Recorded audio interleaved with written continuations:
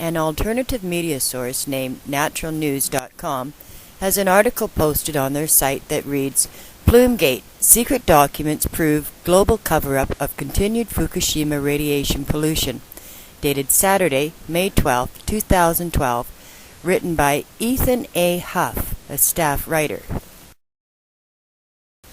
A Freedom of Information Act request filed by Friends of the Earth, Physicians for Social Responsibility, and the Nuclear Information and Resource Center has unearthed a shocking series of new evidence proving a deliberate global cover-up of the true severity of the Fukushima Daiichi nuclear disaster, and the unfortunate reality is that the mainstream media continues to blatantly ignore this colossal scandal. Private emails, meeting transcripts, and other key documents reveal that both the Obama White House and the United States Nuclear Regulatory Commission were well aware of just how bad things really were at Fukushima from the early days of the disaster, but did nothing to warn the public about it. In fact, the NRC and the White House purposely did not warn Americans about a massive radiation plume that struck the West Coast just days after the massive earthquake and tsunami hit Japan's eastern coast. According to information gathered from hundreds of pages worth of private NRC emails, conference calls, and secret meetings, key players in the Fukushima whitewashing campaign, including the NRC's David McIntyre and Elliot Brenner, were hard at work in the days following the disaster, distracting public attention away from it by pretending that a radioactive plume did not exist, while simultaneously sending out misinformation to the media. These two, in conjunction with White House officials, actively participated in a criminal cover-up of the truth.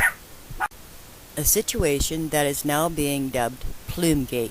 This massive cover-up of critical information about Fukushima could have saved thousands of lives, including the more than 14,000 individuals, many of whom were babies, that died in the weeks following the disaster.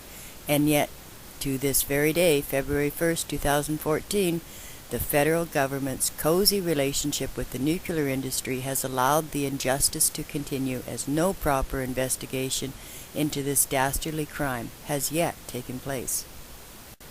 The executive branch and multiple federal agencies tasked with keeping the American public safe, did their best to hide and cover up information about a deadly radioactive plume and ensuing fallout that was headed for the west coast of the United States from Japan, writes Tony Muga from the Intel Hub about the situation. The link given on the Natural News site to the Intel Hub will not open for me. I get a server error, but maybe it will open for you. I will post the link to Alexander Higgins' blog about Fukushima, though it also has been broken or removed now. All other research links will be posted in the video description as well. I cannot stress hard enough the importance of making copies of any evidence newly discovered immediately, as you might not be able to get back to it later. From March 2011 to the present, many links have already been removed. So many videos can no longer be found. Agencies are constantly trying to block our access to any truth about what is happening at Fukushima and how serious it really is. Google, Facebook, and other social networks, mainstream media, nuclear public relation employees, Japanese, Canadian, and U.S. governments are all fully engaged in the Plumegate cover-up.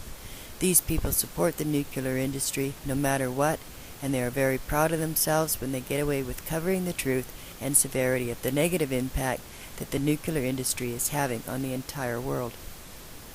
Fukushima is the biggest large-scale cover-up to date. Governments, mainstream media, industrial leaders, scientists, and other government-paid experts, including health, food, and environmental ministries, have been lying to us, the public, for decades.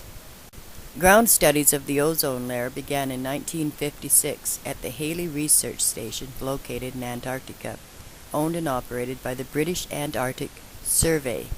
The British expanded their research in the early 1970s to include satellite technology.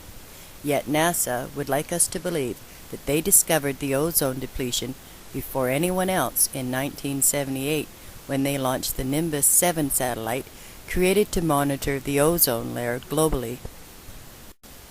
In 1974, M.J. Molina and F.S. Rowland published a report on the depletion of the ozone layer and warned industry that the use of CFCs would be globally devastating.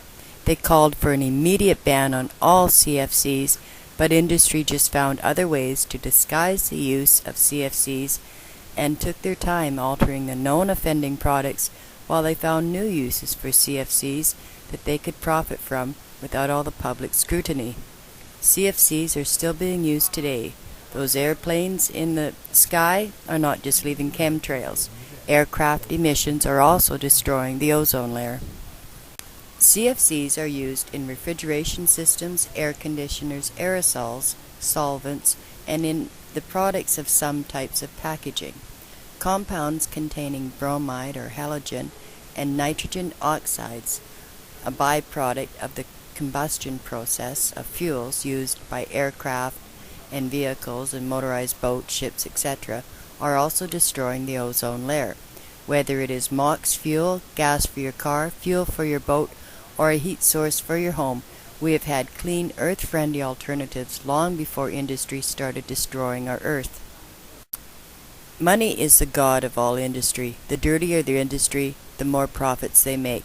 They lie about the feasibility of alternatives only because they can see no way of cheating by cutting corners in operation to increase profits for each new quarterly report. If industry can replace humans with robots, they will have no one to answer to anymore. No more problem whistleblowers means they have a free rein to continue to cause massive depopulation on a global scale. Fukushima is the most serious nuclear global disaster to date, and Plumegate is the biggest cover-up the world has ever seen. We have nowhere to run and nowhere to hide. If we the public can expose enough truth, perhaps the Plumegate will end, but it's already too late to fix the Pacific Ocean. It's already too late to stop the 9,000 degree Fahrenheit corium from escaping containment and penetrating the earth. It was already too late for the Japanese people living near Fukushima by the time they were evacuated.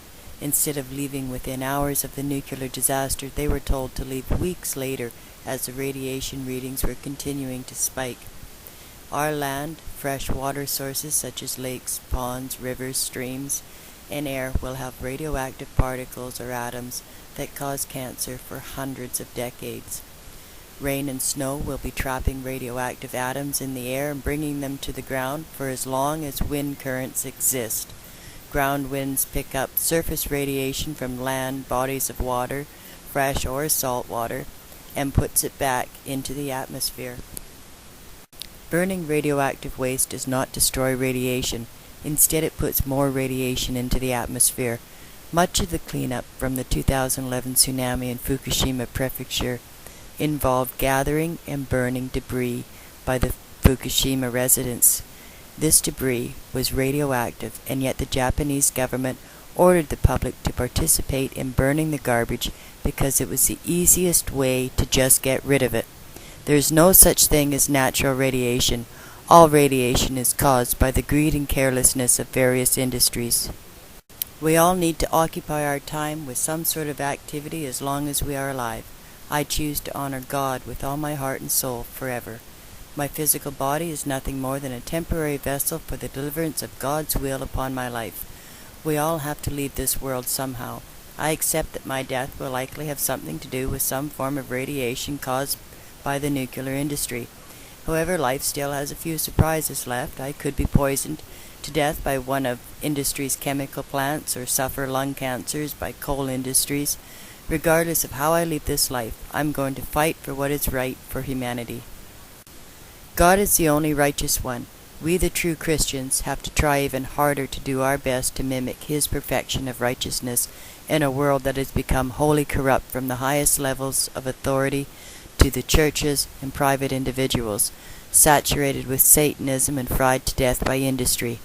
God's army has just one more war to fight before our Messiah will return. Take heart, we are fighting this final war now.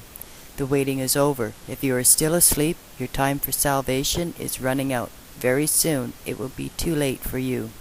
If you are waking up as you hear this, the first weapon you need to fight with in this war is God's salvation.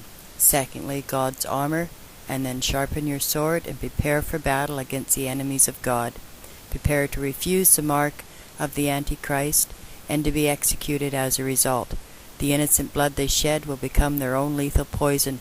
They will be thrown into hell, and we will live eternal joy in a perfect world where no part of hell can enter. The Illuminati have so many outlets they are using to depopulate the world that we cannot stop them as individuals. We must be united in our cause regardless of faith, and we must continue to fight for the side of truth and righteousness. Thank you for listening. May God's peace go with you.